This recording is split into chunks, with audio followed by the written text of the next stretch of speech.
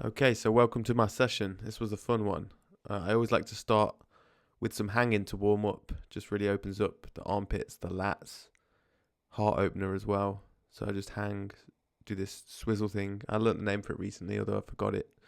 If anyone knows it, let me know in the comments. But yeah, just hanging, swinging side to side, just gently opening the body up. So here we have some sled pushers. You can see the heads kind of going over the big toe as I drive. And if you start to explore this, you will really feel how much more effective and efficient it is to power out. Think of a cyclist going up a hill. The center of mass is going in a straight line, but the body is curving side to side, kind of like a snake or a tiger. The spine is, snaking out, but the center of mass is going in a straight line. And there's like the inverse of that is it's swinging in brachiation. The head's under the hand to stay balanced. Now, on the dip bar, I'd like to explore the shoulder range here and do reflexive pulsing action to open up the chest rather than full range dips. It's just this short range, take the weight out of the upper body in the toes, pulsing around, vibrating up and down. Right, we've gone back to the floor here. We're crawling. You can see the head's ping-ponging left and right as we're driving forward. The crawl is where we learn the pattern of walking from, and then walking is what teaches us how to run when we do it correctly and effectively or efficiently or in this infinity pattern. So just doing some reverse crawling here for the shoulder strength.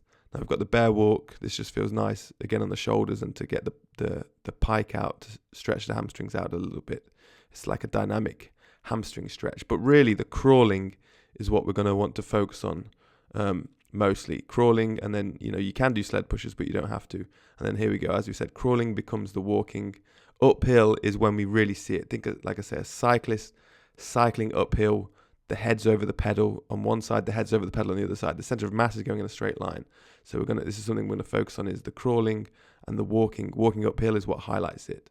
Now, if you know me recently, the Swiss ball, this is going to be phase 1, module 1. Is first we start with balance. There's no point building strength or power, or power isn't a byproduct of balance, which is so overlooked because people just go to strength for it. So it's a Swiss ball. I'm just going to show you a few different positions here. But module 1, phase 1 is balance, rebalancing the body. If there's imbalance, we work on balance to correct the imbalance. It seems obvious, and yet people don't really do it. Till I didn't know it was obvious until I started doing it. Then it felt obvious afterwards. There's some plank work involved, but under stability challenge, because just plank on the straight floor, yes, it will engage some muscles, but it doesn't engage them in a call for stabilization. And it's the stabilization that is going to melt away the imbalances, going to melt away the stiffness in the body, is through these stability practices. And because the spherical nature of the Swiss ball, it becomes 3D or 4D, however you want to term it, but it's 3D, 4D mapping of the body in space. And this compression, one foot either side, anytime the right foot acts, the left foot has to react to stay balanced as well. So we've got both sides utilized. This is as I said in the previous video, the lower body version of the rope. This is the rope for the legs. What the rope does for the upper body, the Swiss ball does for the legs. Now we're going to get into this. This is going to be phase 3 when we start to implement some kettlebells, some strength work. is some glute and hip driving action. Now I'm just going to play with the rope a little bit. This is just me getting into my just into the rope session in a mirror. If you do have a rope and a mirror at the gym, there's nothing like it. But it's just this I'm not into martial arts myself. I mean, I watch it, but I'm not a martial artist. I don't practice it. But the way that the rope has made me feel athletic in that way is phenomenal. And the way I can keep coming back to the rope and discovering more and more with it. So rope and some of these patterns I'm gonna keep some of the rope stuff within what I'm developing. Basics, so some of this is a bit more fun and Street Fighter-esque play with the 360s, but the foundations of the rope is phase 2 of what I'm developing. That is a part of phase 2, which is phase 1 being balance, phase 2 being patterns. We build balance in the body, we stabilize the body the way this is the path of learning that a child does. They get core strength and stability, so that then they can learn to walk and move, and then when they 5, 6 years old, maybe you then start to teach them to throw and to run and do things like that, which take coordination and better patterns. So patterns come second, and we don't do strength work. I mean, in nature, no animals do strength work, so it's not even feel like it's a necessity. But if we want to do strength work to add on top of patterns and balance that we've already developed, then we do that as an older person, as 18, 20, in our 20s. But people often go to strength work first, neglect how much balance work should be done, how much pattern work should be done. Because if you're doing strength work without good patterns, well, you're going to create stiffness in these hot spots where the patterns aren't smooth. So just walking with the rope like this is incredible pattern training. It's simple and highly effective.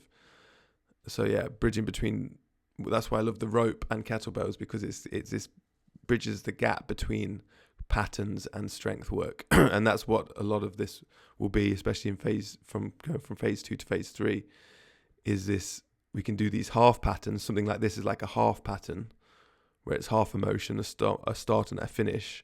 And then there's continuous patterns, which is like the figure 8 pattern, which I'm going to show you a little bit later in this video. Landmine training, these are a series of half patterns of learning to switch side to side. See, my head's over my foot, head's over left foot, goes to the right foot. Head's over left foot, we drive up, we go to the right foot.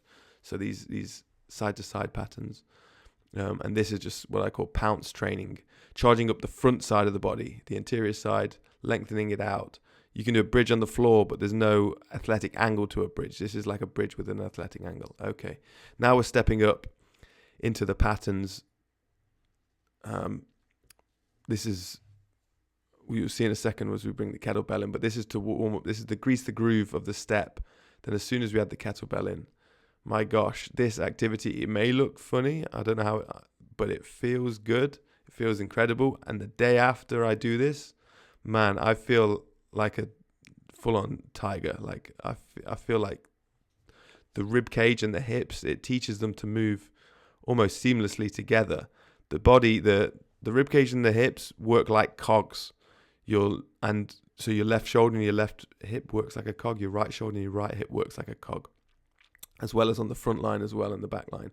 So it's like 2 3D cogs working together, the rib cage and the hips, in these kind of opposite figure 8 patterns to make the body move. And the more we grease this groove, we unlock athleticism and a feeling of movement that we didn't realize could feel so rhythmical and calculated and dynamic and athletic. And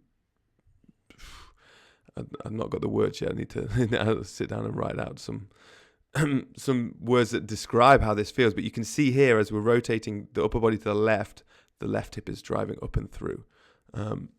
Then we've got this is just some pulses, playing with the pulsing action, this downwards drive to fly up. So we're using the connective tissue recoil.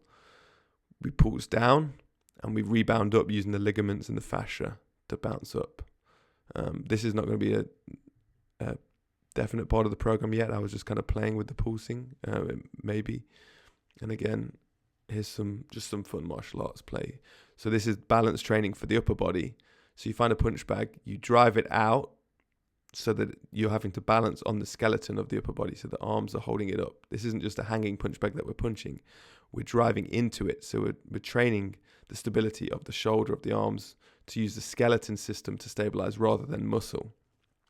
And then it's just with the fun bit of stance switching that the rope teaches us, this stance switching action. So we're changing without changing. We're changing. The center of mass stays exactly the same. The balance point stays the same, but we're able to change stance. So I think if anyone's into martial arts, this will help them, but it's not. This is just some fun play with the patterns that we're learning. You can then, these are all principle driven training really. So you learn the principles, and then you can go off and play with your training yourself. But I'm going to share within what I'm developing the absolute key fundamentals, just a few simple, I say a few, but we're going to delve deep. But there are a few key principles that we then start to build on, and this is what builds athleticism. This is big cat training. This is how we move the way we're potentially designed to move, like in this animalistic manner. We have so much potential to be athletic, and there's only a few athletes, the greatest of all time, the Michael Jordans, the Deion Sanders, that have just made it through But I believe there is an organized way to train this into human beings so that we can all move with much more athletic grace. And the way that the current method, the current system, as I play with some cardinal calisthenics here, it goes from child, they get into sport, and then they're just put into this shark tank of sport. Whereas this is the organized training that we missed to then program functional patterns into the body, and then we become athletes that we have the potential to be. Thanks for joining me, guys. So thank you for watching me, guys. That was a very brief look inside a session covering all of it. Now what I've done is I've broken this down and developed it into 4 phases of a program, layered kind of like a totem pole in things that we need, foundations or a pyramid structure, what you need before the next layer needs to be put in place. And this is what I think most systems completely miss. They're layering the wrong layers on top and not getting the foundations right. They're very medicinal, and they're quite boring, I think, compared to what I've actually discovered here. This is a lot of WEC method driven principles with my own exploration. Like I say, in these 4 phases. Now I'm very excited to have people actually try this. I do really believe in the potential of this. I'm calling it the School of Biomechanics. It's my take on how biomechanics should be taught and how schools should be fun.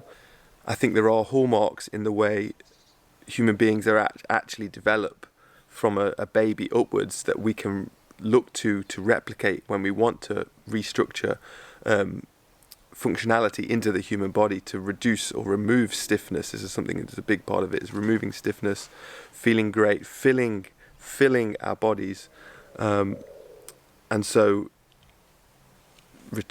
following this formula, I think there's huge potential for us all to feel better. So if you're just a person who believes that there must be a method out there that can do it, I think this is absolutely worth trying. If you're a coach that wants to have something more innovative for your clients, or if you're an athlete yourself and you want to try something that is way more enjoyable than a lot of the other systems out there, which I do think, like I say, are medicinal and quite boring, I think this could be one to try. So if you want to join me and be one of the first people, the founding members, to work closely with me to help test what I've done so far and develop this further, I do hope you'll join me for the School of Biomechanics. There'll be a link below somewhere for you to sign up and join me, and it's going to be a real core community at the start, and there's going to be structure to the way we're going to begin this, and then hopefully we can develop it further. So thank you very much for your time. I do hope you join me, but absolutely no pressure or no worries if not. I'll see you soon either way. Thank you, guys.